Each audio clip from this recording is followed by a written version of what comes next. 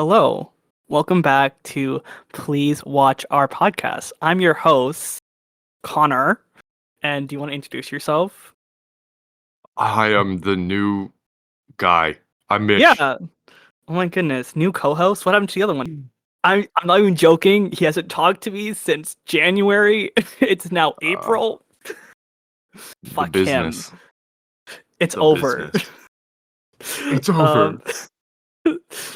Don't come to my house. You know, like Diary of a Wimpy Kid? Don't come to my house. It's over. Walk away. That's me right now. Today. Rowley? Yeah. Bro, I'm such Rowley, and I don't want to be the main character. He's a dick. Does that make me Fregley? Yeah. No. I'm more of a redhead, so I think I'm more friendly. But like, they're both redheads, I guess. Fregley I don't know. and Rowley, yeah. They are. Yeah. Okay, there we go. That's us. Not the main characters, but the main character in Dive Whippy Kid is a dick. So don't worry. Why, We're good. Greg Heffley? He's just a kid. A wimpy True.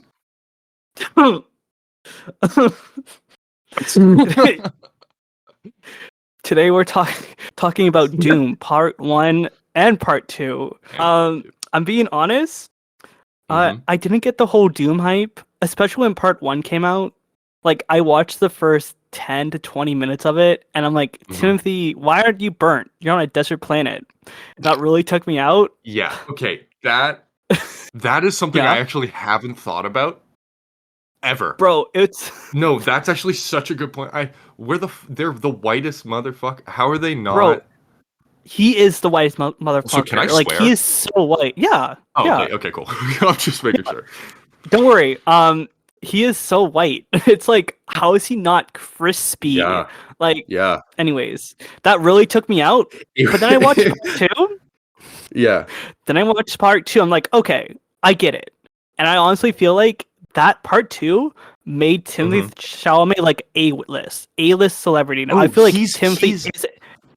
Yeah. He's an A-list now. Like, he's an A-list celebrity now. Like, there's like no looking at this kid and laughing. Like, he is an A-list celebrity. Like, there's no... Anyways, but yeah. No, I totally agree, actually. I think when I've actually been quite I wouldn't say a big fan. I'm not a huge, like, I don't follow celebrities, you know? That's not my thing. They're just people who do their jobs, and some do it better than others, you know? But man, after watching The King, where he played, oh shit, who did he play? I think it was he was a British king.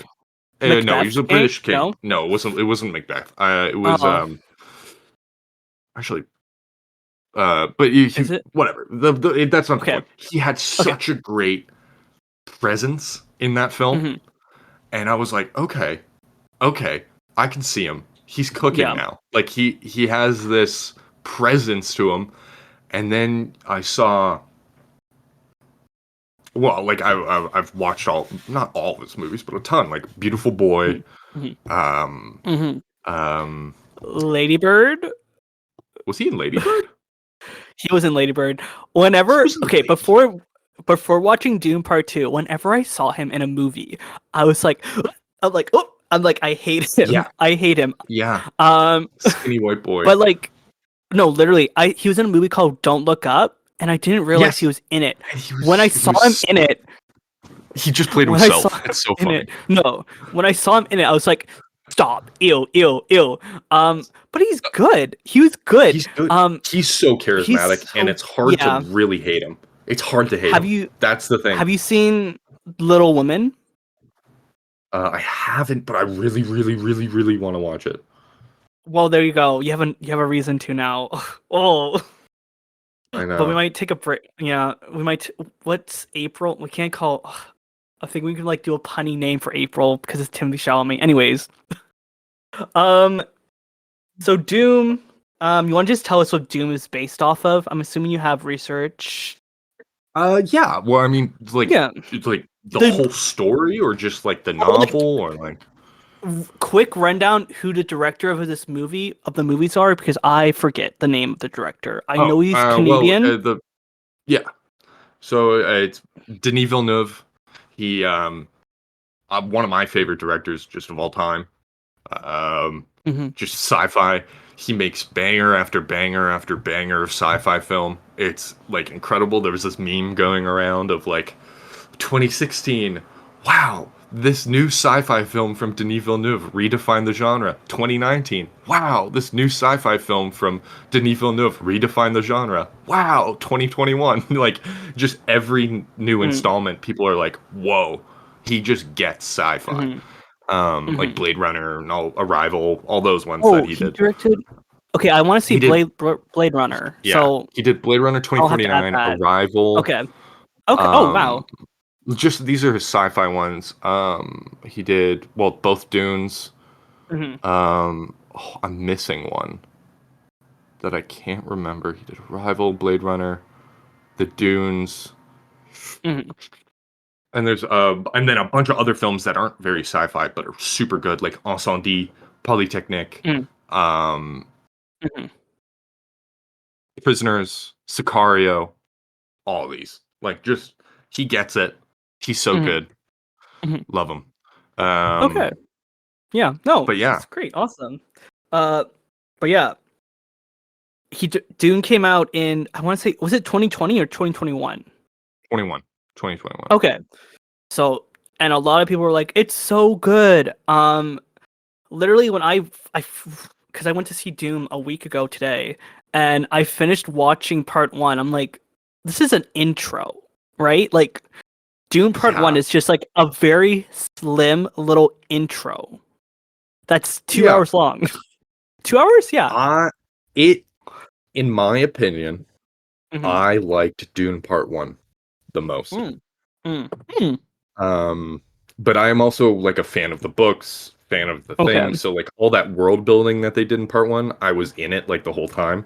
So like that's just like me, right? Like I was looking for the stuff. So that's I think I enjoyed it more just because I was like, wow, that's from there and that's from there and blah blah blah blah blah. But I can Dune 2 as like a cinematic experience is better. And I'm not going to lie. The only reason I wanted to see Dune Part 2 is because, I want to see Doom in general. Is because we were drunk in a bar on St. Patty's, and you were talking about it, and I looked at you. I'm like, this is literally just like the Indian spice, the Great Britain, getting spice from India and selling it elsewhere. I'm like, this is so neat. And then I watched Doom, and I'm like, oh shit, like very cool. That's essentially what I don't know how to. I'm not going to quote him here on it, but like essentially that's what Brian Herbert was going for. Was like this, like an what's the when you boost something exaggeration of real life, like consequences of colonialism, of religion, of all these things that like people constantly might have seen at the time of like 1965, right? Would have seen more as a beneficial thing. Like globalization in the 50s and 60s was like a huge deal. People were like, oh, the more and more the world comes into the modern age, the more and more like we'll all be connected and know each other and it's all a good thing. And then Brian Herbert was like, well, globalization also takes away these cultures. Like you can, and globalization doesn't always help if all these cultures have already been colonized, right? So it's and it's a giant allegory for like avoid really charismatic people, because that's what he is. That's what Paul is. He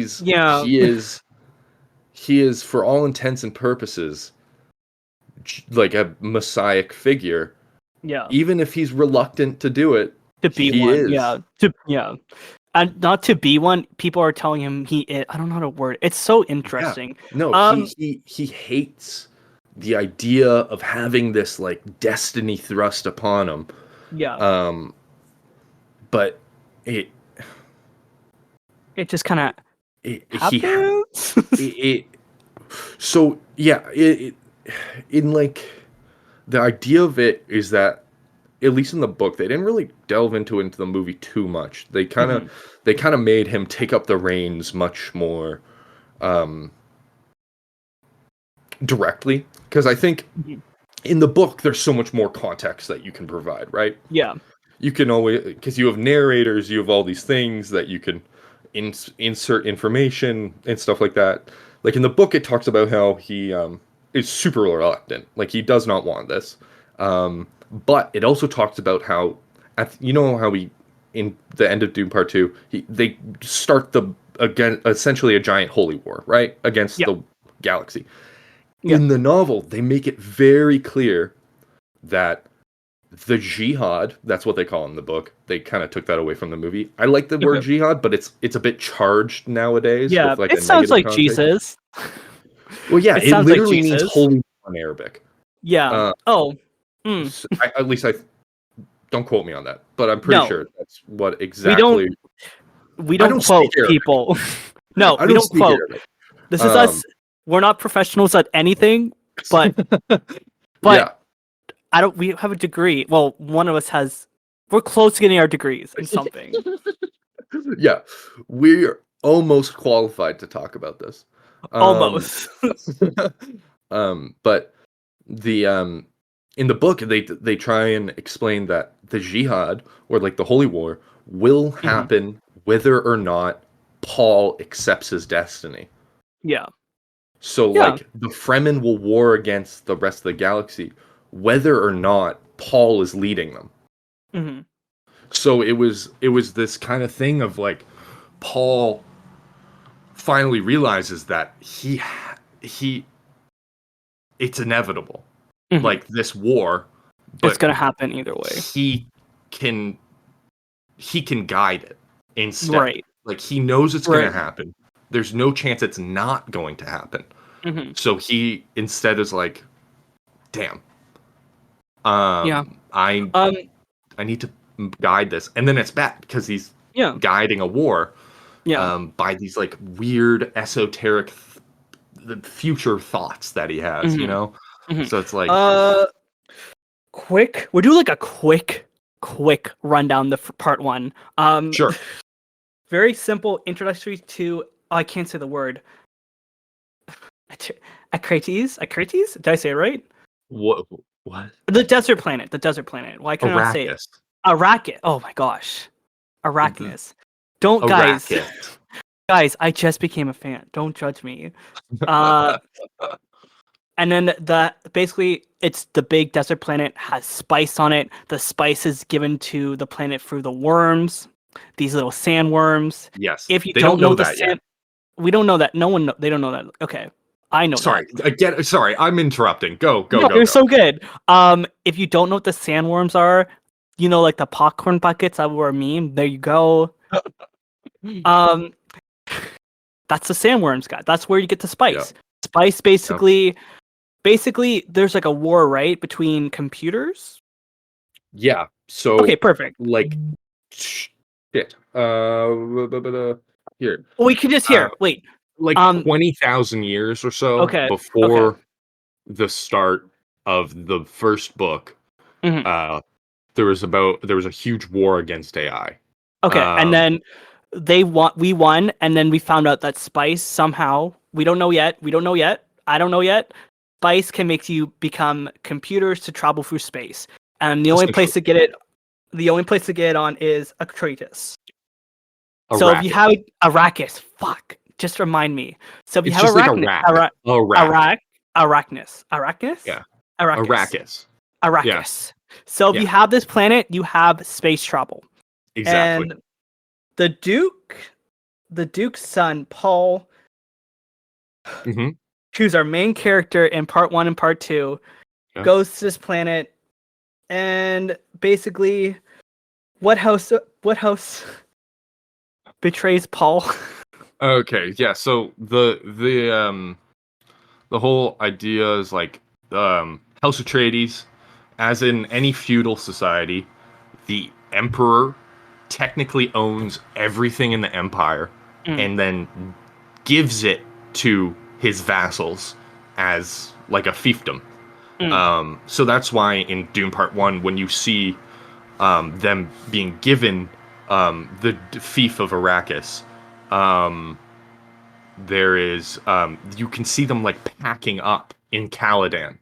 Like you can see them like taking everything out of their home in Caladan and moving it to Arrakis, because now their fiefdom is no longer Caladan and is now Arrakis. So they don't own the property on Caladan anymore. They lost.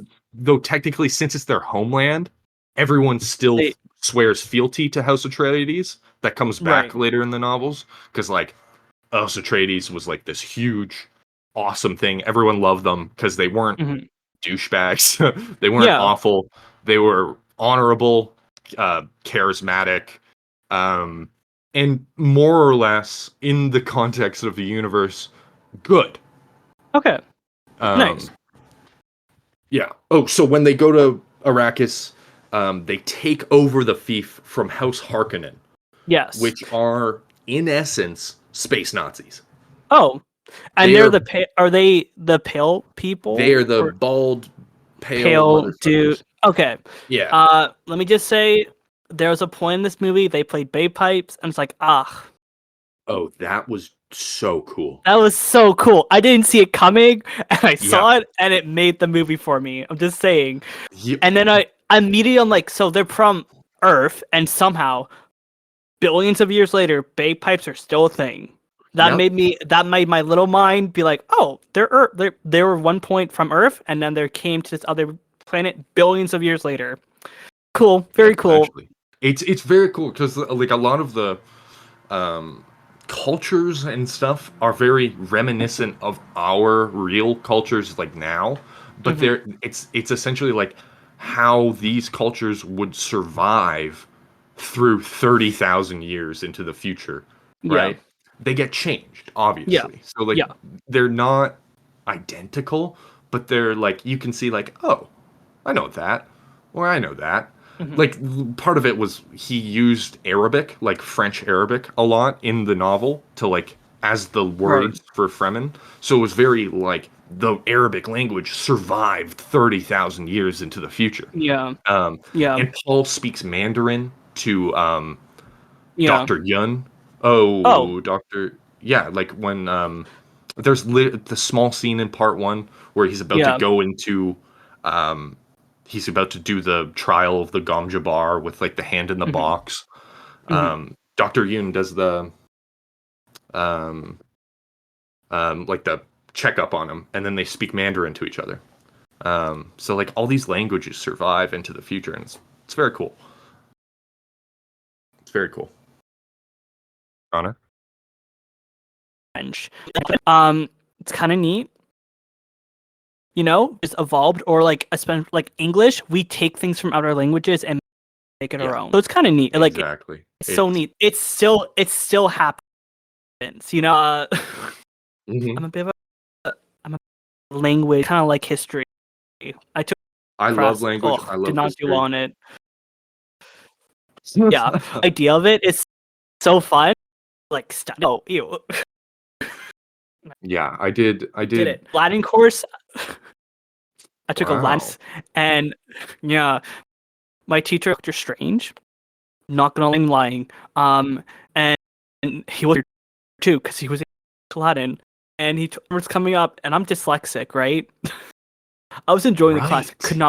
Could not say anything. Whenever he said anything, he pointed to me. It's like, I'm like, but like, could not. But and then like midterm happened. Like, Connor, you're not going to take this class. Drop it. I'm like, okay, fine. Neat thing though is like the word for papa means pope in Latin. I can't say it, but like I remember picking up that, and like I was like, oh, that's neat how we picked that word and made it our own. Like made it papa for like dad. It's neat. Yeah. It's neat. Language is so cool. It is. It's very cool. But yeah, a lot of things happened. He meets the doctor and they talk in Mandarin, and then the doctor, like, we also meet his mom, right? Yes. And then we find out that like Paul's a witch. Kinda, yeah. I don't know how that works. Do you know how that works? So the problem with Dune is that very much tries to pass itself off as like hard sci-fi, right? Okay. Where like there's rules, it's all science, blah blah blah blah blah. It's not. There is Right. there's some weird stuff that we as people today would absolutely not understand. And it is kind of scientific, but it's loose science. It's science that there's no way we would understand because it's so far into the future, right? So Right. the Bene Gesserit, which are what Lady Jessica yeah. is, Yeah. they're called witches because they have weird abilities called well, certain ones they're called, there's the voice, which is super important. That one just is broken. It's stupid powerful. There's the weirding way, which is another one of their abilities, which is they have such intense control over their entire bodily functions that they can move, and like they can move in very weird ways. It's a hard way of describing, but like they're incredible fighters because they have full control over every nerve, muscle, cell in their body, so they can move their bodies in ways that are seemingly superhuman. And again, in part 2, they talk about the ability to process poison as well. That is one of their abilities, is that they can, since they have so much control over their own bodies, they can filter poisons by targeting it specifically. I noticed like another thing, like they were pregnant and it's like it's a girl, and I just know it is. I'm like, oh, handy, you know. Yeah, they can control what gender they give birth to. Yeah. So yeah. So she just made Paul a boy. It's like, ooh. Yeah, she was only ever supposed to give birth to daughters. And when she gave birth to Paul, she went against the Bene Gesserit order she was given to only produce female heirs. Oh shit. Because in some way, they say in the movie, I can't remember in the book, but in the movie, she just like Mohayim, the older Bene Gesserit lady who does like the test and whatever, tells Jessica like, your hubris to try and produce the Kwisatz Haderach like a generation early is why you made Paul. And was she wrong? I mean, not really. Yeah. But the problem is like all these like prophet, the Kwisatz Haderach is just the Bene Gesserit. It's just eugenics. It's thousands of years of breeding programs, and crossing bloodlines, and making sure that these people are genetically the best at what they do, but also designed for control, because that's what the Bene Gesserit are all about. If you're gonna get this ultimate powerful being, you need to be able to control it. Ultimate powerful being named Paul. Great name. Yes. Yeah. Paul. And the problem was they couldn't control Paul because they didn't want him to be Kwisatz Haderach, so they never tried to like control him. They never tried to like teach him and guide him or like manipulate him, because they were like, whatever, he can't be like this guy, whatever. And then his mom's like, okay, cool. Mom's kind of like, I can control him. He's like my son, right? Or am I wrong? Yeah. Okay, perfect. Control. She does she loves him. It's not control in the sense of like. It's not like a bad control. It's not like a bad control. She dreams of great things for Paul and tries to get them to happen. She cares a lot for Paul, and it's not bad. Like I don't see her as a bad guy yet. We'll see what happens. No. Yeah. What happens? Yeah. But yeah, they're on a big desert planet. They go in these little flying contraptions that look like dragonflies. Really cool. Ornithopters, baby. They're fucking awesome. I saw Lego. Cool. I saw people make a Lego set out of that. I'm like, I want that. Lego's expensive though. I don't have money. Yeah, that is. Yeah. That is true. I was gonna buy a friend, like my sister. I was gonna buy her like Lego roses, and I saw they're $69. I'm like, no. Ugh, it's expensive. Everything's expensive. It fucking sucks. I just want to buy my sister Lego roses, and she likes them. Goodness. Aww. Oh, I know. I'm a nice brother, I guess. Paul's dad. I don't know what his name is. He plays by Leto. Leto? Wow. Oscar Isaac. I did a great job, as usual. You know. Oh my god, and he's so sexy. Yeah. The shirtless scene where he's laying on the chair. Oh my god. He might have been dying, but I was alive. Just like, that little bad cavity in his mouth. It's like, ooh. And he can't really speak, so he's like moaning the entire time. Oh my god. Again, good movie. Yeah. And the best thing, at least to me, Timothy, like Chalamet, kind of looks like Oscar Isaac and Rebecca Ferguson's son. So like, for them being his parents, they kind of like it. Yeah, it kind of works. His parents. It worked. Yeah, it does work. It was great casting all around the board. He's so fucking pale. He's so fucking pale. Oh, he is. Sorry, I just have to get it out. Like little French boy. Isaac. Yeah, French. Is it? No, yeah, he's just French. Ugh. He's what a peach. That's he's from New York, but he is. Ew. French. What a peach. I know. I'm never watching that movie. Sorry. Call again, Me by Your Name. God. Yeah, never watching that. Sorry. It's such I was on movie. TikTok. But like I was on TikTok and the first thing they showed me was the fucking peaches on his nightstand. I was like, yeah. Sorry. Develops an awful relationship with a cannibal. Nice. He's done that before. Is that his second? Oh yeah, he's done that twice now, I think. Wow, look at him go. But yeah. We're not done part 1 yet. We're not even like halfway through part 1. I know. Okay, we'll run through this and then go part 2 because part 2 is more interesting. Okay. Basically, they get betrayed. They go on these little copter thing. Yeah. They meet other people who are from the planets of. Say the name of the planet again. Arrakis. Arrakis. They're on the planet Arrakis. Like the real country Iraq, and then just add is at the end. I'm thinking like Arrakis. Like I'm thinking like Arrakis. Okay. Like yeah. I was gonna say a big rack, but that's not. Whoa. Yeah, no, I didn't. I meant like an actual rack, not like. Yeah. My bad.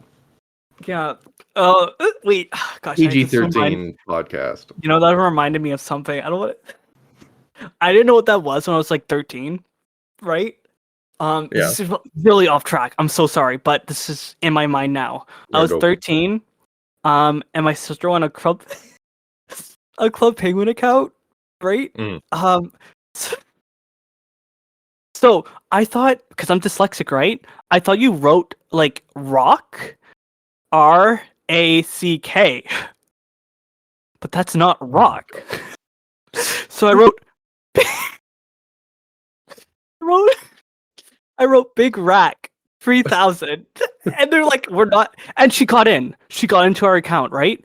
2 days later, she's like, Connor, they didn't like my name. I'm like, why? And I read it, and I'm like, my mom read the name. I'm like, Connor, why would you write that? I'm like, what? Big Rack? I'm like, oh. And then my mom walked away. But then later, I found what it meant. But anyways, it wasn't that funny. Your dyslexia. It wasn't as funny as I thought it would be. But you know what? It's whatever. Sorry. It is pretty funny. It is pretty funny. I used to name my puffles like Dick and Balls, but with different like characters, and I'd see how long it would take to Club Penguin to ban me. I fucking love. I love Club Penguin. Rip in peace, honestly. Anyways, they meet someone from the planet of Arrakis. I forget her name. She's not that important, but she has a suit, and they give Paul a suit, and it's like basically you have like the water on your body is gonna be kept through the suit. Really cool. They look really cool. The suits are so cool. Yeah, they look so cool. They have bright blue eyes. You find out that's because of the spice. And I'm like, oh, I wonder where you got that idea from. Did I tell you that one time someone walked up to me? Oh, what do you mean? Your eyes change. Like your eyes change when you're on drugs. Oh, yeah, okay, yeah. Like your eyes go differently. Oh, very much so. Very much so. Yeah. Okay, or if you throw up. I get you. Or if you throw up Easter Sunday, you go to clean yourself up at a church. Your eyes are bright red. You walk up to your mom. I want to go home, Mom. My mom looks at me. I look demonic. Anyways, I'm trying to make a funny joke. I just don't have it in me. I don't. Yeah, it was right outside of church too. You had to get rid of all the sin. I had to get rid of, bro. Just like he's read, just like Jesus has risen, so did the pizza, and the little Canberry eggs. They came right out. Oh my god! He has risen. He has indeed. He has. It looked so demonic. Papa John. Eyes bright red. Like I looked high. Fun time for me. Fuck. Having the flu sucks. It does. Yeah, fuck the go bus. Fucking give me the flu. Anyways, they get a suit, nice little suit. And then, they go to this little spice. They go to the little spice machine, getting the spice from the ground.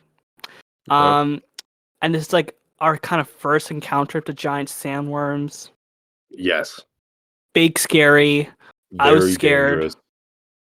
Dangerous. So many teeth. For those who don't know, if you're still listening, popcorn bucket. That's what they are. Okay, thank you. But yeah. Yeah, Google Dune popcorn bucket. You'll see. And you're good, or don't actually. If you're at the point where you're Googling, just Google sandworm from Dune. You're good. That's yeah. Never mind. Yeah. Yeah. Okay. Yeah, that's probably more effective. Because I don't know what's gonna come up if you Google that. I don't want you guys. Yeah, probably vile. Probably something. Yeah. Dangerous. I don't. No. Yeah. To be fair, it was gross looking, but it is. Yeah. It's like, whose idea was that?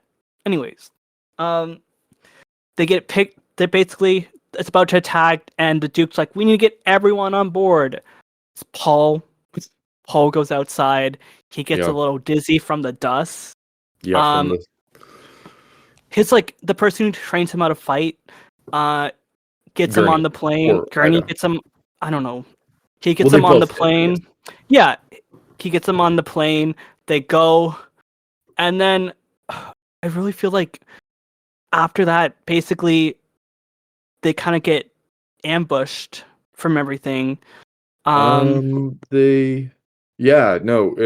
that, there's the assassination attempt on Paul with the hunter killer drone.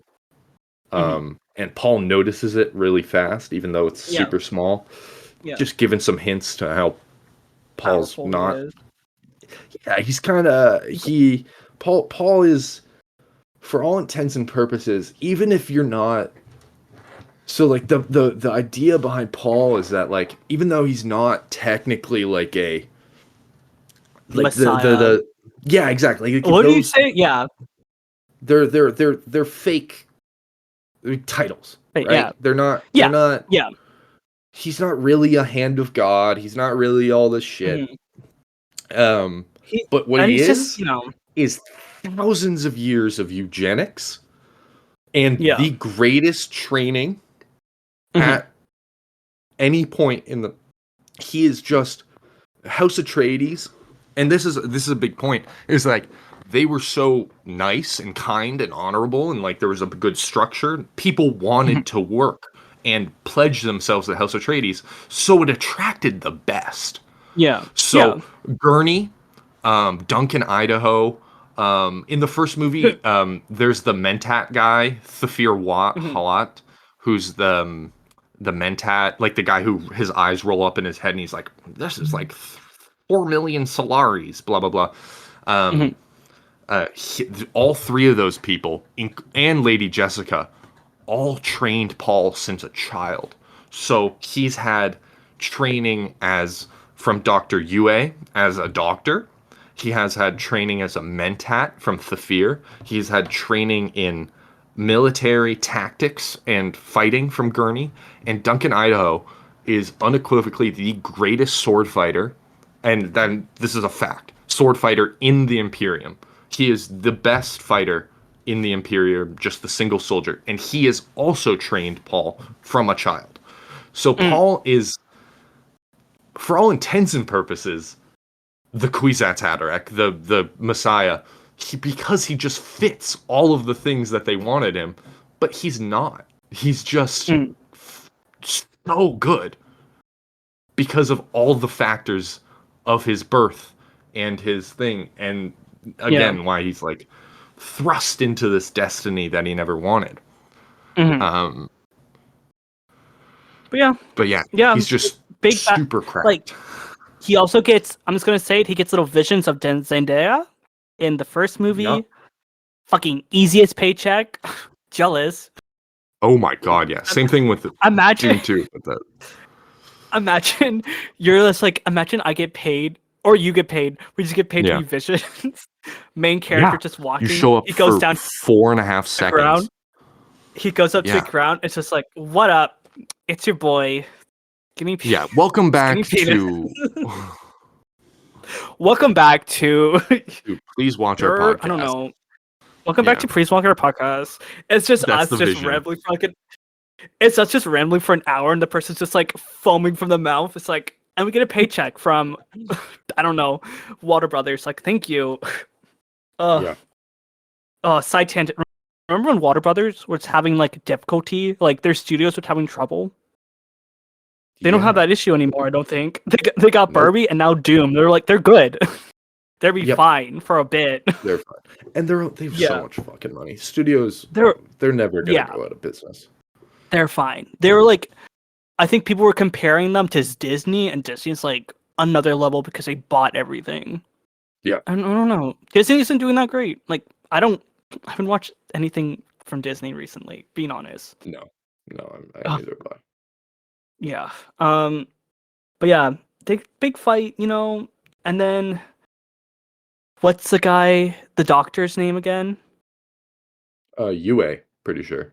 Yue puts in a tooth in the Duke's mouth. He's like, my family's like kidnapped. They're gonna be killed if I don't do this. I'm sorry, I don't want to do this. And you can tell he's genuine. He doesn't want to kill this. He doesn't want to kill his Duke.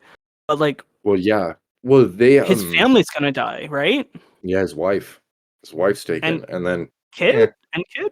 Just wife, I think. Just wife. Really? Okay. Yeah, I don't think he can have kids. Ooh. But they don't explain that in the movie at all.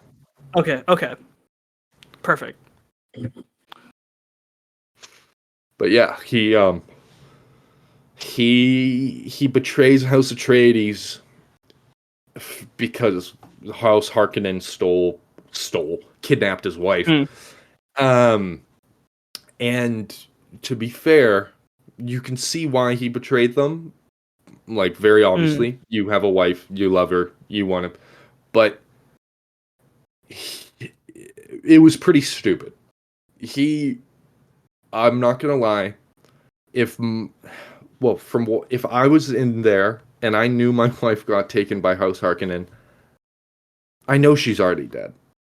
Yeah. Like, they're that bad that it's like, there's no point in trying to I don't know, like, talk to them. Like, I totally understand the grasp for hope and whatever. Yeah. But like, Harkonnens are the worst. They're evil. You should not have expected that this deal would have been like held up on their end at all. Like, there should have been no question that you're fucked. Right. Like, you're dead. Like, there is but he betrays them and kind of nothing ends up. He gets killed, right? So like he gets killed. His It wife's doesn't- already dead. So he betrays his He just kind of did it. house. He betrays his house, and absolutely nothing good for him comes of it. Which is kind of fair, karma. Paul and his mom, I don't know, whatever his mom's name is. Lady Jessica. They get away. Lady Jess, the car. They get away on the little fly thingies. The person from Arachnus, the lady from Arachnus, what's her name? I don't know. Leah She's like, I'll survive. I'm from Doom, and she puts a little thing in the ground, and it pumps. It goes boom, boom, boom, boom, boom, and you're like, oh, the thumper. What is that? We see it more in the next one. But anyways, they're basically Paul meets they meet the people. Is there a name for the people of Arachnus? Yes, Arachnus? the Fremen. The Flemen. Oh, thank you. Fremen. The Flemen are there. Fremen. Flemen.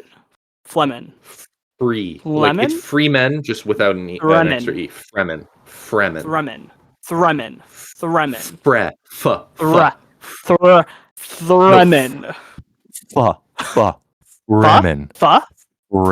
Wait, turn on your camera. I need to see your face. How you deal with your lips. Fremen.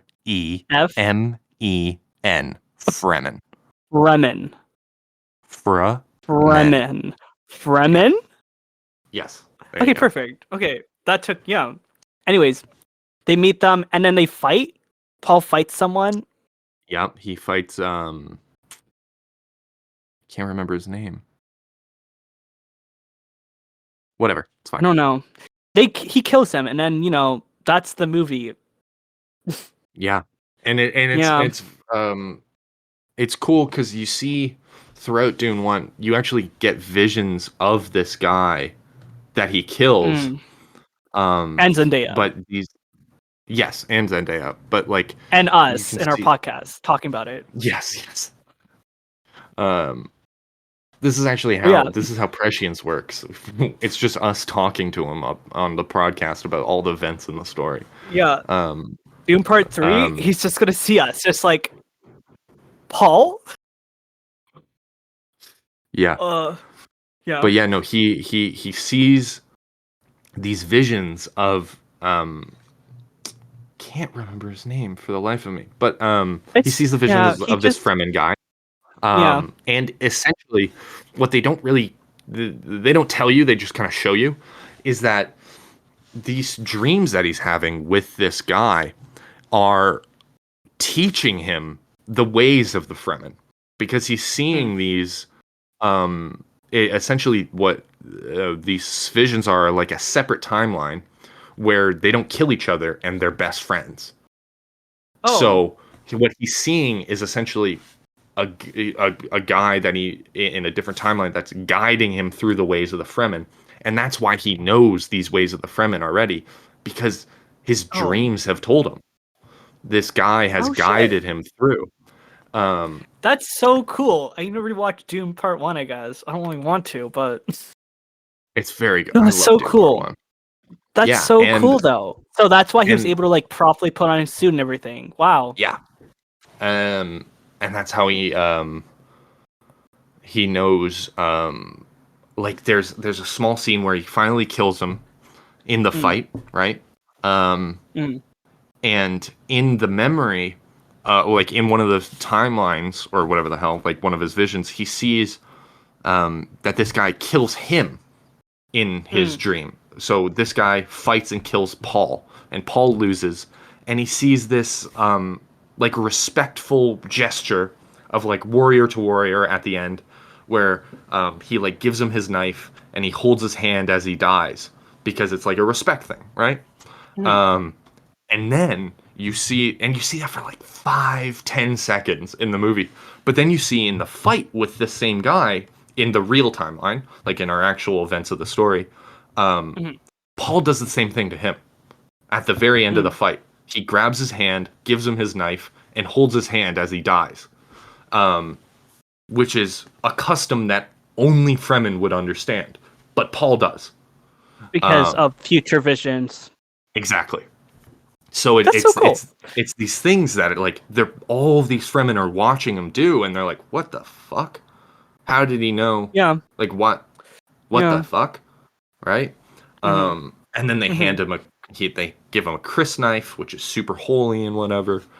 But yeah, no, it's just cool to see. Yeah. Yeah. Yeah. What the fuck is his name? Sorry. Yeah. But no, you're good. And then, he sees Zendaya and us, it's kind of watching him. It's like, good job, man. You did it. After all his visions and everything. Jameis. That's his name. Jameis? Okay. Jameis. But yeah. Jameis. That's Dune 1. That's Dune Part 1. We have... Yep. That took us an hour. Dune Part 2. Let's go. Yeah. This is pretty much the end of Dune Part 1 is when he kills Jameis. Yeah, no, it is. It is. That's exactly that's it. That is. Part really good way to end it. Dune Part 2. I don't know how it begins. They go to a big kind of building, right? And then they kind of show the way. No, like how it kind of starts, right? They show. They carry the dead. They carry the dead guy. Carry him, Jameis, and they like. Yeah. Best way to describe it. Do you guys ever had like? They have like those like those vacuum bags things, all the air out of it. They do that with his body, and then they pure also like with they all make the it. Water. Yeah, they make it clean, and then they put it in a big pool full of dead people water. Really good shot. In their siege, as they call it. Yeah, I'm being honest. Like this one had maybe it's just because I saw like this one has much better cinematography. The budget went up, and it showed because like there's parts in this film. It's like that is so beautiful looking. Like oh my gosh, and it's beautiful, but it's a testament of like it's just desert, right? I know. Like how do you make just desert look so good? And they did it. They freaking did it. It's so where did they film this, Eve? I don't know. Abu Dhabi. Okay. The Gobi Desert, I think, a little bit as well. And listen, again, I want to know what fucking sunscreen Timothée Chalamet uses to stay so fucking pale for the whole fucking movie, because I want that. Bro, like, it would have been really, really, really funny if like the movie opens up and he's just bright red. Bright red. Halfway through, his skin's peeling off because he's just really itchy the entire time.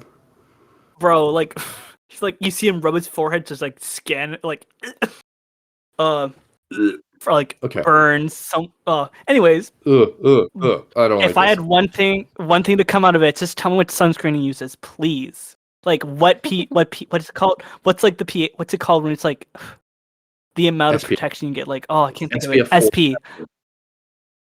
SP like 300 or something. I swear, like he didn't change at all. No. I want to see one behind scene photo of him getting a sunburn, makeup department still like covering him and like so much make him nice and pale. Oh shit, that's a good point. He probably was caked in sunscreen the entire time shooting. Yeah, that sucks. You get like sunscreen in your mouth. Yep. Imagine you're mid-take and you get sunscreen in your mouth. Yeah, you sand in your ass and fucking bro, sun in your face. This is where I'm like kind of autistic. I cannot take sand. Like when I was younger and I got brought to the beach, I would like scream because my mom would take the sand out between my toes. And I just hate sand. Still hate it, bro. Like I do so much trying to get off my fucking feet. Wet sand. Wet sand in my feet is the worst. Bro, if they have like, you can't get it off. No, you can't. Heaven forbid, you have a car. It's in your car forever. Like it fucking sucks. Hate sand. Ugh, could not. Anyways, I want to call this part like the part where he's kind of like learning how to become a Fremen. Yeah. Fremen. My mind went to like Avatar: The Way of Water, because like it's the Fremen showing him their ways and how they survive in the desert. And you know what? Yeah. It was good. I'm like I enjoyed it. You saw like what was the one? Cool. What was the one? And they wanted him to. They're like, if he really is this guy, he's gonna know the ways of the land, right? He's gonna know our ways. And so they send him off into the desert, and truly, if no one assisted him, he probably would have died. Like, Yeah. Paul's cool and all, but he's not. Arrakis is horrible. Like, it is inhospitable. Like, it is. The fact that there are millions of Fremen living there is just a testament to how fucking strong the Fremen are. But then Chani, Zendaya's character, takes pity on him and goes out with him and teaches him. And I wish. So, but without the knowledge of the rest, no one knows Chani helped him. Yeah. So I wish Zendaya would take builds pity up on the me. legend. Sorry. Yeah. Love her. Fucking Tom Holland. Fuck. How can I compete with Spider-Man? Fuck. Can't. Anyways. Skinny white boy nation. Yeah. I mean, hey, we're the same height, me and Tom Holland, so I have a chance. So, I'm in, boys. Yeah, Zendaya. Yeah. Shoot my shot. No. But yeah, it's really cool, and it looks so beautiful, and it's like you're literally looking at a fucking desert. Like, yeah. Oh, and it's just it's, and like you can see, and the editing of like the spice that flickers orange on the tops of the dunes. Oh, that was so good. So, I'm gonna say it now, but like this wins best editing, like Oscar best editor. Like it should. Like it was really best good. Editing? We don't know yet, but like you know what? I'm gonna say it now. Best editing. That's what I'm gonna say. It's nominated for every fucking thing. It has to. It's gonna be in every category. Everything. It is. Yeah. Like could I honestly set design, music, the music, costume design, music. Oh, I could like literally though, like watching this, I came into that movie being a Timothée Chalamet hater. I left it being like, okay, he was good in that. No. When I saw the movie, so you know Alex, right? Yeah. Do you want to bleep that name out? Oh shit! Yeah, I just kind of doxed him. Yeah, I'll bleep it. Okay, thank you. Forgot about that. I know. Find it and bleep it now. Anyway, don't worry. Oh, here. I'll make it really easy. Okay. Now you can see where in the waveform. Perfect. And you can take that out. Yeah. You went to see a movie with your friend. Yeah. I went to see. I went to see with Alex. Yeah. And we saw it a little stoned. We smoked beforehand. We just came off set, so we're tired. We're exhausted. We're super tired off set. And then because we get off set, we're supposed to get off at like 10 p.m. So you get up at like 11? No, we got off like 4 hours early. Oh, nice. So we're supposed to get off at 10. We booked for 10:30. So then we're like, all right, see you in like 3.5 hours, bro. And then we meet back up at Dundas, smoke, and we get in there, and it's just the two of us with our mouths on the floor the entire time. Oh, like, we I could are not. just shocked at these images. And oh my god, I've seen the movie like 3 times now. Yeah. But the first time I saw it, the speech he gives, I would have fought for. I would have gone on a holy war. Like, I'm being honest, Timothy did a good job. And I feel like, if anything, if he wanted that Oscar, he should go for it for this movie. Because I'll be on his side. And I fucking hate Timothy Chalamet. Like, I hate him. Yeah. You hate him? Dude, no, I'm sorry. You know when, like, funny. You know that one, like, he's just like, if me and him were in the same room, I feel like if we were in high school together, he would be a bully to me. That's how I feel about Timothy. He's so nice, though. Yeah. Like, from what again. Yeah. He's a celebrity. I don't know him. Disclaimer. Mm-hmm. All I know of him is his interviews, his stuff. But like, he's a peach. He, of that. He seems like a pretty decent guy. Like Yeah. he's also so different than the roles he plays. Yeah. Like he's such a fuckboy, like a Yeah. little bit, but he's also such a nerd. Like I know, he yeah. loves all this stuff. Oh, it's fun. It's fun. He's good. I could see him winning an Oscar for his film. Just I could see it. Yeah.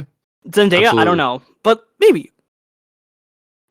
What I noticed about like this film compared to like the first one, the Fremen are more down to earth than like the high dukes and everything. Like they said stuff, and it's like I was like thinking about it, like after watching, like how can they like this be like such a high sci-fi movie, and then people are like saying like normal phrases that we would say today.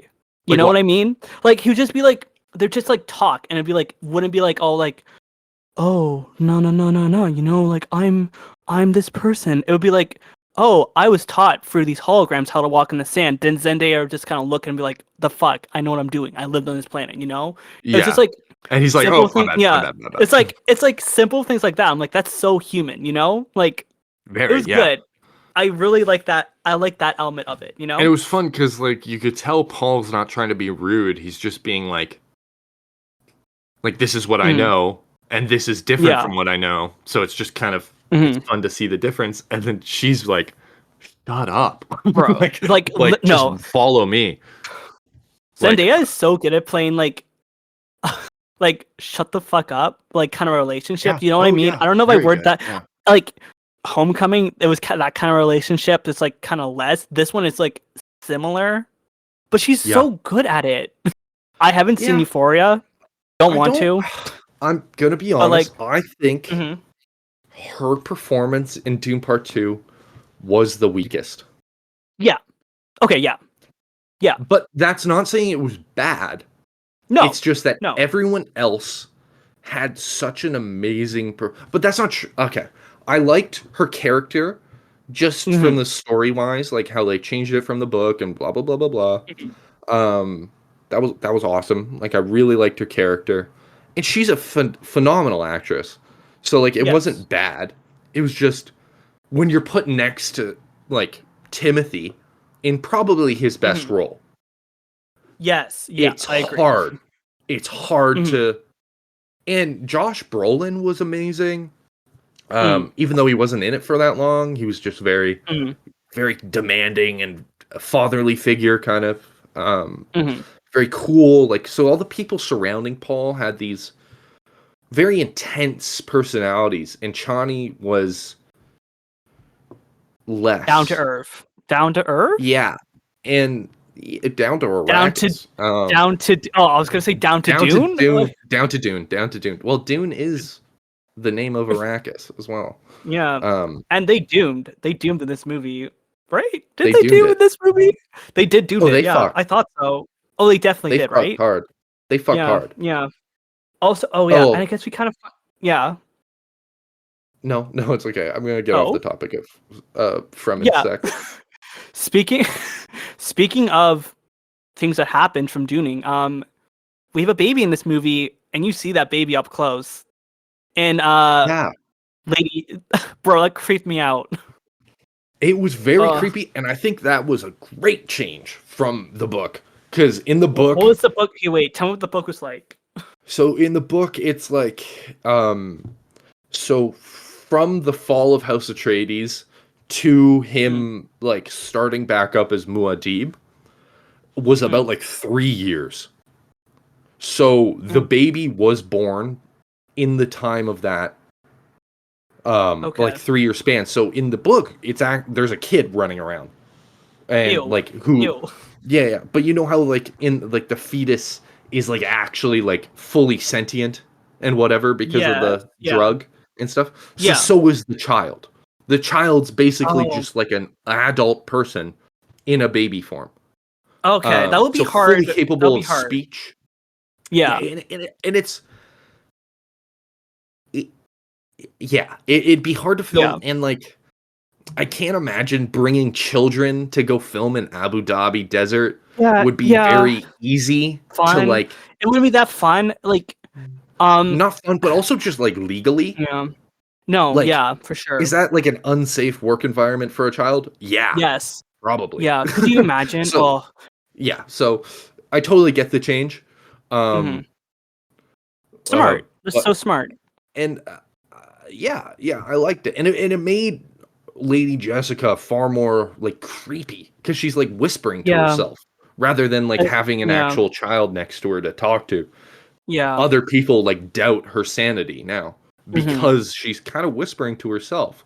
But she's Yeah. not. She's talking to the baby, but no one else knows that. Who's and I guess like Oh, once the Paul knows that, yeah. but Yeah, because Paul Paul knows that, also but no one yeah. else knows that. Yeah. Yeah. Dude, it creeped me out every time. Whenever I saw it, I was like, no, stop. Yeah, But it was good. It was good. Like very good, very like very good. I'm not this movie made me like enjoy Doom. Like, you Yeah. know, um we have like Paul Rice as sandworms, such a good Oh, shot.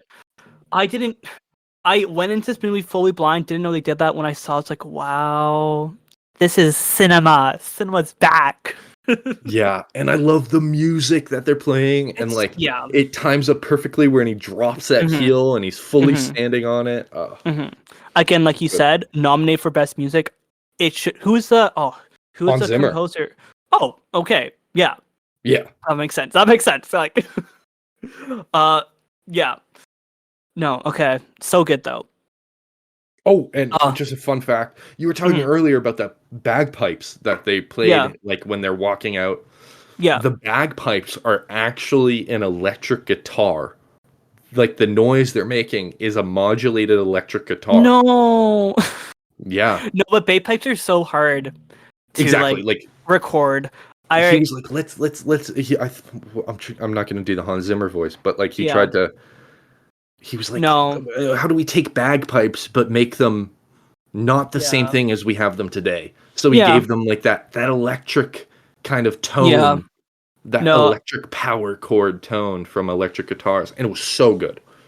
you can like I grew up near like a cat like okay I grew up near a town, and when I say near it's like a bit of a drive. Anyways, Yeah, like called 40 minutes. Fergus. Yeah, no, like called Fergus. Uh-huh. And when you hear bagpipes, they're from far away, but they sound close. Like They you, do. they're so loud. I have a cousin who used to play like he still plays bagpipes. They're so loud. Like they draw people in. If you're playing bagpipes, people are gonna hear it. Yeah. And then that little Scottish part of me is like forever. You know? Yeah. That was a side tangent there. But yeah. So music was so good. I don't know. Like Just I in want to see the general. movie And then again. oh, it's so good. And then I think one of my favorite sequences in the movie, and I think a lot of people's favorite sequence in the Yeah. movie, was the Harkonnen arena. Like when Fade Mm. Rotha is first introduced, and it's black and white, and they come out, Yeah. and there's the Yeah. transition That's from inside, which is in yeah. color, to under the black sun, which makes it Yeah. black and white. And those And that's why they're fireworks that are pale. like ink. Yeah. Oh, it's so good. Yeah. No, it's so like the world building is like, oh my gosh, it's so cool. Like I wish I wish I could Oh, like come up with something like that.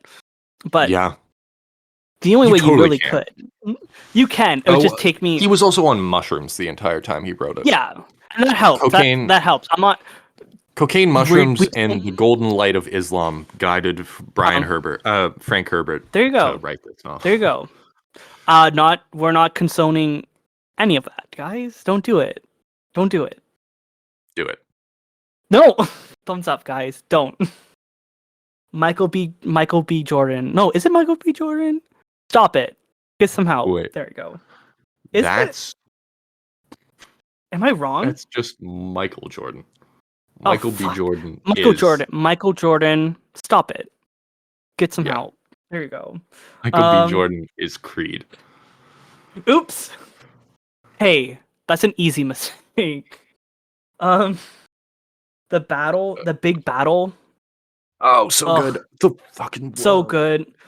Oh, they're so good. It was so, like you see like Paul walk through people, and you get the shot from above. You see Oh him my walk god, that was through. my favorite shot in the whole movie. That was my favorite shot in the whole movie.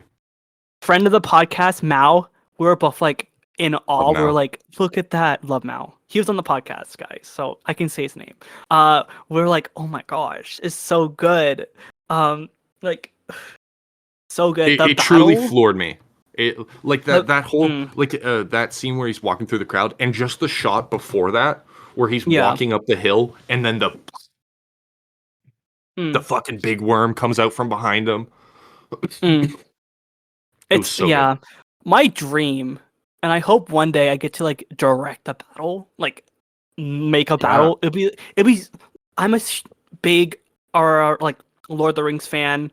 I wish. Oh yeah, bro. Like it would be so fun. So fun. It was so much work, but like, oh my gosh. Another fun. Oh, sorry. Continue. No, once you get it though, you're like, once you get it, you're like, oh, it's like, I would love to do it. You need a lot of people, and they have a lot of people. Like one of my favorite like battles. Well, Helm's Deep, classic, right? Oh yeah, of course.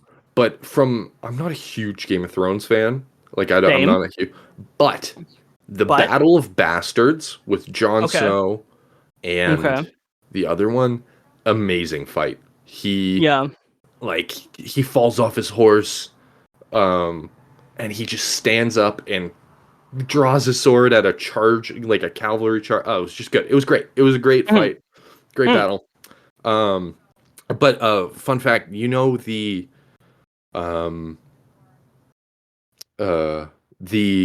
gladiator, the Atreides gladiator that fought Fade in that scene, the one where he goes like, "You fought well, Atreides." He is the stunt choreographer, like the fight choreographer of both movies. So when you see him fight, like all of the fighting in the movie is what he made. Like he made all the fight scenes. Yeah. So it was cool that they gave him like a role. Right. That's so fun. That's so cool though.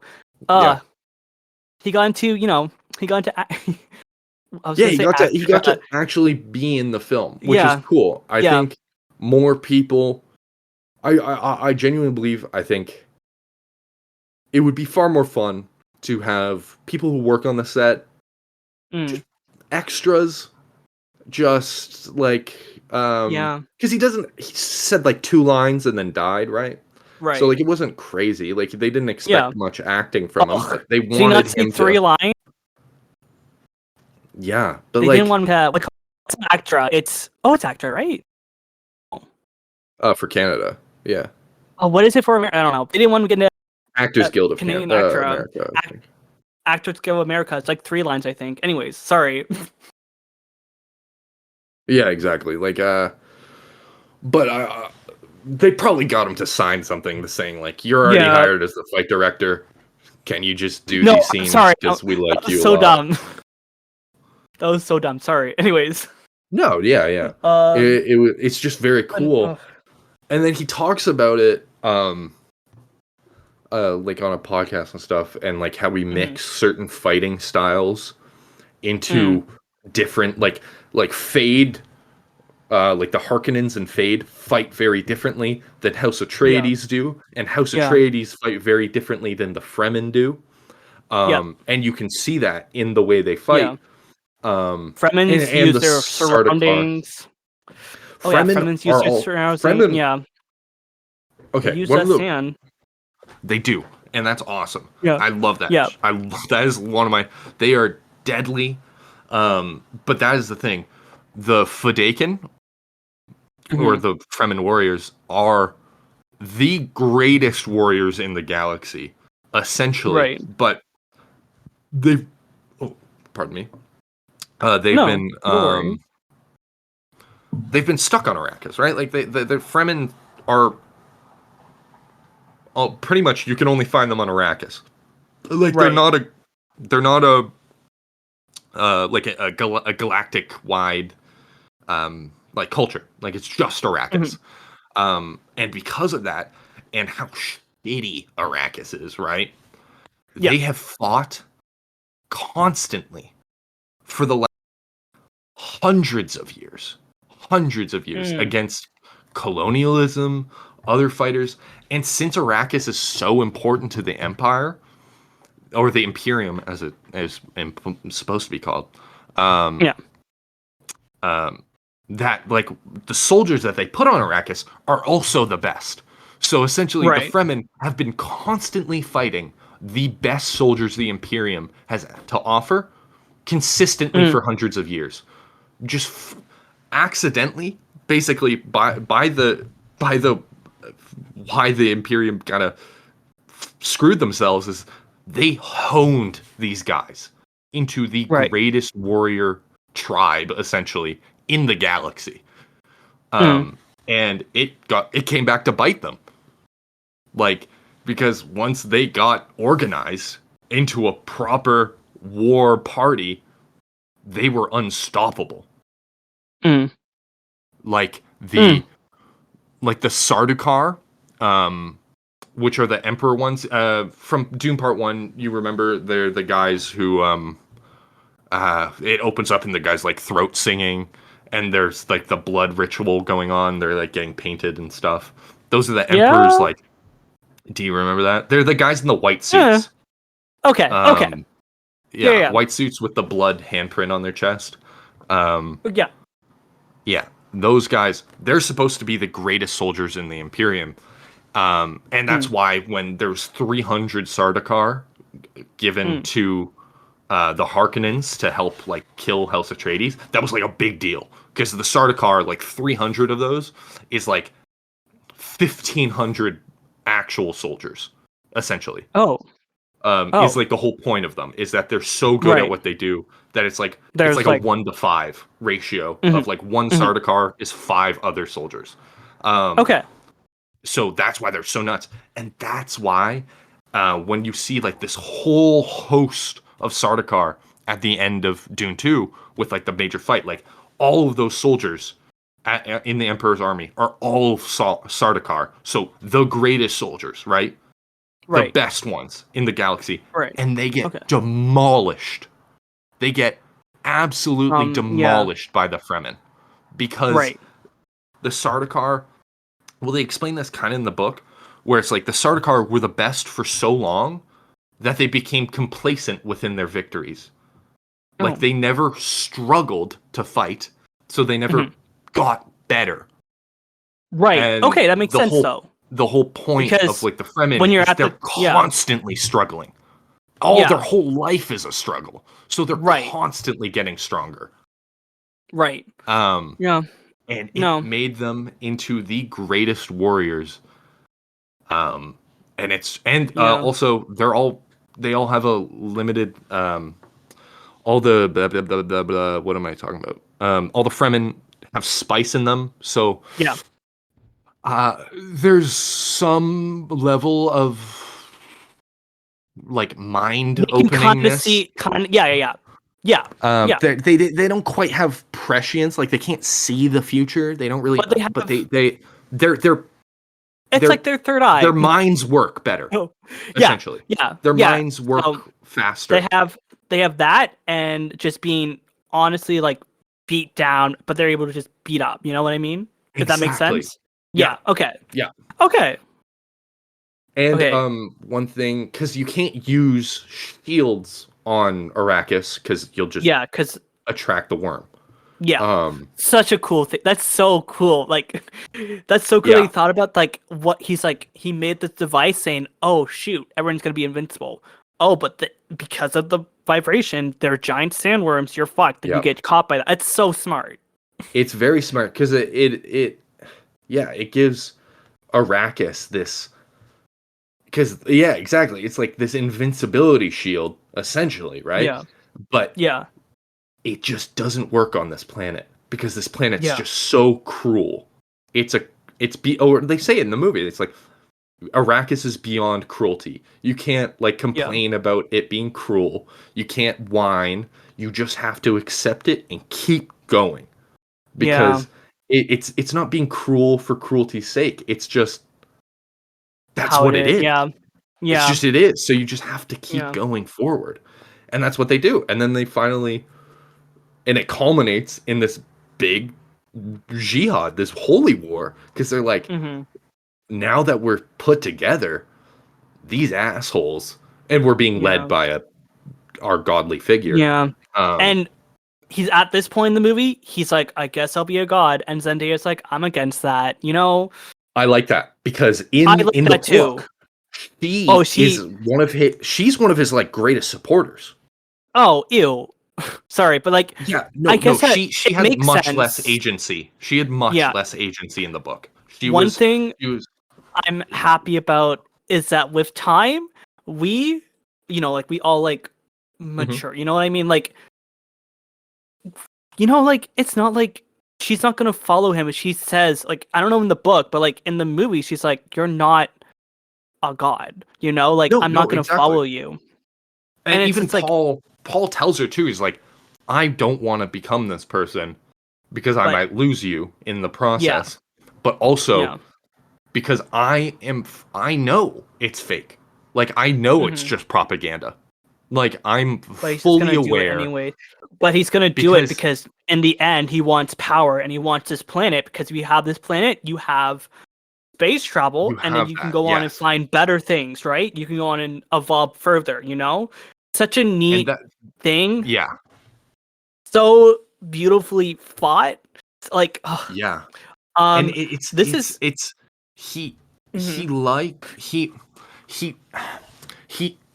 grabs power not for the sake of power, but for the sake of, because the problem with prescience, right?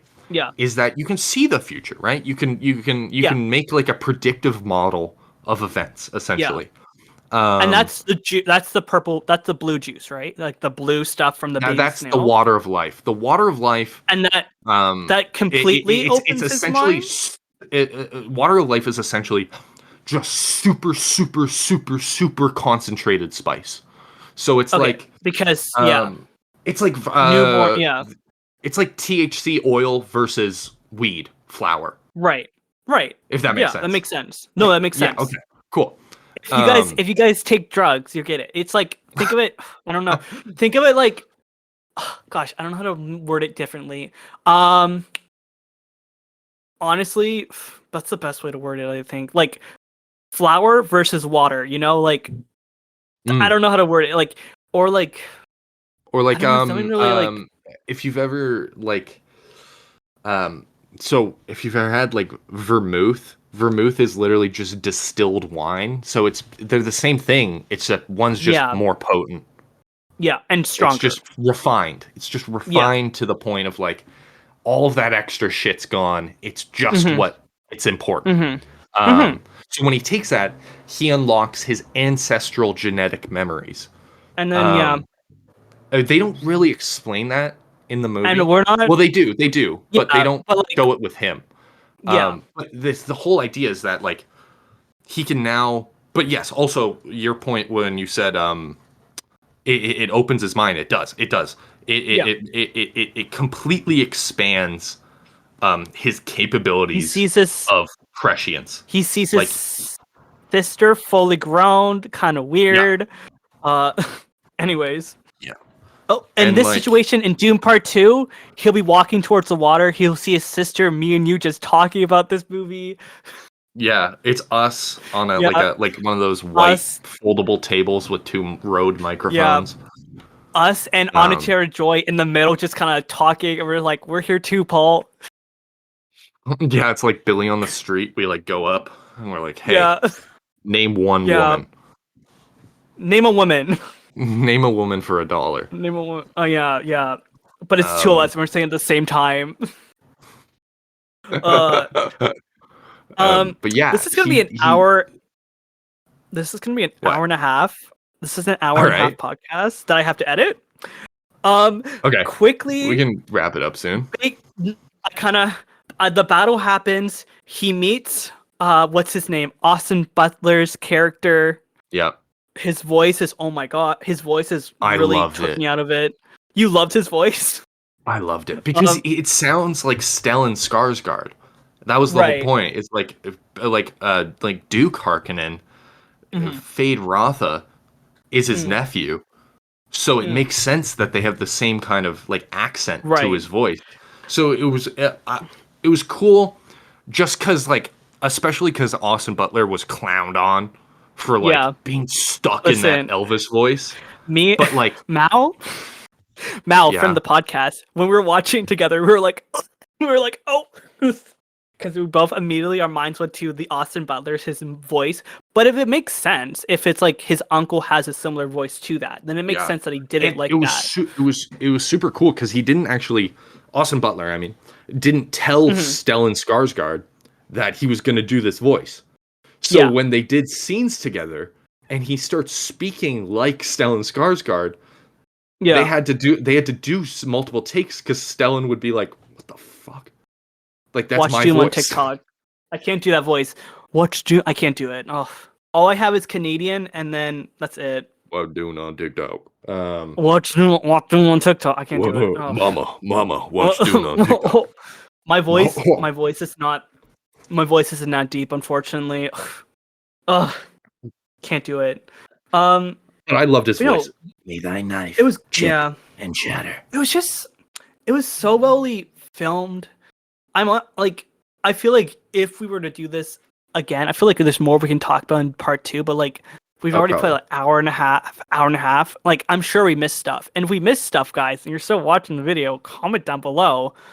Also, comment down below. Comment your favorite. I don't know. Comment. How do you think Fremen wash their bodies? Or do they just stink all the time? Comment how stinky on a scale of 1 to 10 the Fremen are. Thank you. Do you want... I do a review at the end. This is what makes us our little thing. I do a little review at the end of our podcast. And I do a letterbox review because I'll film bro. You're a letterboxian. Yeah. So Doom Part 2, much better than the first one. The first Doom, being honest, was not that interested in it. I'm a Timothée Chalamet. I'm an ex-Timothée Chalamet hater. But after watching this, I'm out. I'm back. I'm fully in. I'm like, go Timothy, get that Oscar. Yeah. For real. This better win. It's so beautiful. And the fact that it's a fucking desert. And then I'll rate it. That's my letterbox review. I don't do ratings. You can do ratings or whatever you want. You can try to word it down to one thing. Let's I don't use letterbox, but no, you can give a rating if you want. Yeah, I'm gonna. How many sandworms? Yeah, that it's 5 out of 5 sandworms. Yeah, I would give 5 out of 5 too, shy haloods. 5 out of 5 shy haloods. Yeah. Yeah, I love that movie so much. So good. Thank you. Incredible adaptation of one of the greatest sci-fi novels of all time. No, just changed it to be more direct. Yeah, I get the hype. I did not get the hype before, but I get it now. And I want to see this in IMAX. I actually do, because I feel like it'd be worth it. I saw it in IMAX the first time. Was it worth it? It was worth it? Okay. The sound, the image, just... that one. Oh, sorry. That one scene where the worm and then him walking through the crowd in a huge widescreen. Beautiful. You could pick him out. You could see him move through just so much more clearly. It was so good. Okay.